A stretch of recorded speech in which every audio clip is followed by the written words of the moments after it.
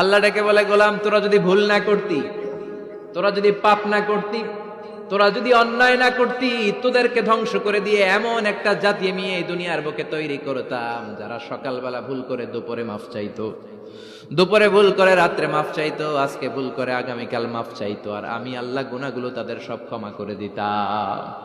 ক্ষমা করে দিতে আল্লাহর বড্ড ভালো লাগে। বান্দা আল্লাহর কাছে বারবার চাক, চোখের পানি ছাড়ুক, এটা আল্লাহ পছন্দ করে। চোখের পানির যে কত পাওয়ার আপনি কল্পনাই করতে পারবেন না। অনুশোচনার চোখের পানি চোখ বেয়ে নাকের ডগা পেয়ে জমিনে পড়ার আগেই আল্লাহ এই বান্দারে মাফ করে দেয়।